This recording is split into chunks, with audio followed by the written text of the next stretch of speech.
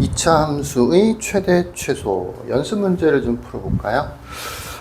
첫 번째 문제 같은 경우에는 x의 범위가 주어져 있을 때 2차 함수의 최대 최소를 구하는 형태의 문제이고요. 두 번째는 범위는 없고 x는 얼마일 때 최소값이 3 이렇게 오히려 거꾸로 최소값이 주어져 있을 때 오히려 여기 포함되어 있는 문자의 값을 a나 b의 값을 구하시오 라는 형태의 문제입니다.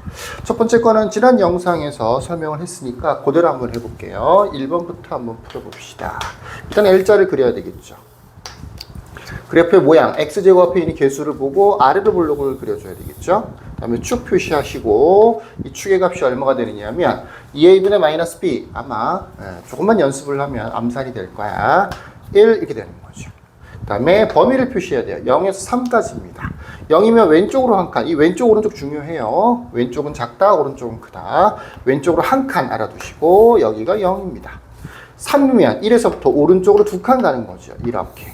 그러니까 요거보다 요게 더 많이 올라왔다라는 거를 눈치를 채고 문제를 풀어줘야 돼요. 여기가 3인 거죠. 그리고 필요 없는 부분, 범위에서 없는 부분 이렇게 지워주라고까지 아마 얘기를 했을 거예요. 나중에 많이 익숙해지면 안 지워도 돼요. 실제 그래프는 여기서 출발해서 이렇게 내려왔다가 다시 이렇게 올라가는 형태의 그래프. 좀 많이 올라왔죠. 자, 최대가 되는 지점이 바로 여기입니다. 여기. 그러니까 x에다 3을 대입해주면 최대값이 구해지는 거예요. 그래서 최대값이 얼마가 되느냐? 3을 대입해주면 되는 거니까 3, 3은 9 마이너스 6 마이너스 3 해서 최대값은 0이 되는 거고요.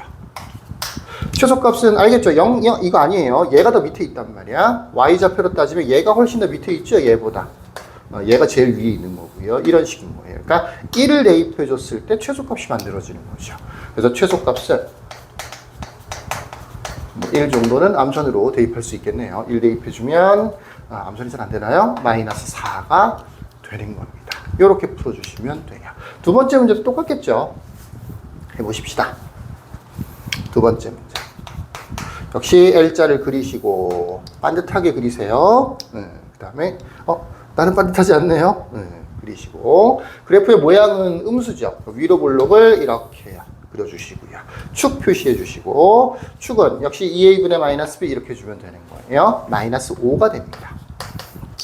자, 이제 범위 표시해야 되는데 마이너스 4에서 마이너스 2인데 마이너스 5가 더 커요? 마이너스 4가 더 커요? 이걸 가끔 여기다 왼쪽에다 마이너스 4라고 표시하는 친구들이 있더라고. 마이너스 4는 실제로는 더 왼쪽으로 오른쪽으로 한 칸 가서 마이너스 4가 되는 거죠. 그 다음에 마이너스 2는 훨씬 더 많이 가서 이렇게 마이너스 2가 되는 겁니다. 그러면 이 범위 안에서 이 범위 안에 있는 그래프만 남기고 나머지를 버리는 거죠. 여전히 꼭지점을 최대값이라고 착각하는 친구들이 많은데 꼭지점은 범위 안에 들어있지도 않아요. 실제 그래프는 여기서부터 이렇게 내려오는 그래프가 되는 거죠. 당연히 마이너스 4를 대입했을 때 최대값이 나오는 겁니다. 그래서 마이너스 4를 대입해주면 마이너스 16 플러스 40 마이너스 21 이렇게 되는 거니까 37이니까 3이 되는 거다. 그죠? 그래서 최대값은 3이라고 하면 되는 거고요. 마이너스 2 대입했을 때 최소값이 나오겠죠. 마이너스 2를 대입해주면 마이너스 4 플러스 20 마이너스 21 그래서 마이너스 5가 나오는 것 같네요. 최소값은 마이너스 5가 되는 겁니다. 이해되시겠죠? 두 번째 문제로 좀 가보십시다. 요거는 거꾸로 x는 얼마, 범위가 없다는 것도 중요해요. 범위가 있을 땐 그래프를 이것처럼 그려서 또 문제를 풀어줘야 돼.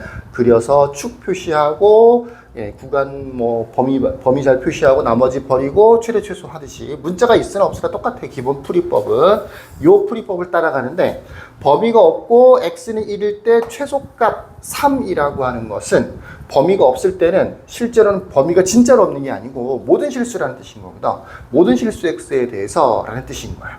일단은 최대값도 마찬가지고 최대 최소 어디에서 최대값 또는 어디에서 최소값 요게 꼭지점을 얘기하는 거예요. 꼭지점의 좌표가 1,3이었다는 얘기인 거야.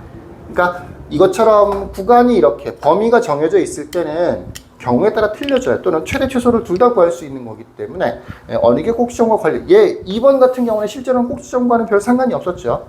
물론 1번 같은 경우에는 최소값이 꼭지점과 관련이 있긴 있었는데 범위가 안 주어져 있는 형태는 모든 실수이기 때문에 이건 무조건 그래프의 모양에 따라서 달라지긴 하지만 어디에서 최소값을 갖는다라고 하는 것은 꼭지점의 좌표가 1,3이다 와 최소값이라고 되어 있지 그래프의 모양이 아래로 볼록이다 이 두 가지를 얘기하는 거야. 근데 보통 얘는 당연히 그렇게 되게 돼 있겠죠. x제곱 비교수가 1 되는 거니까.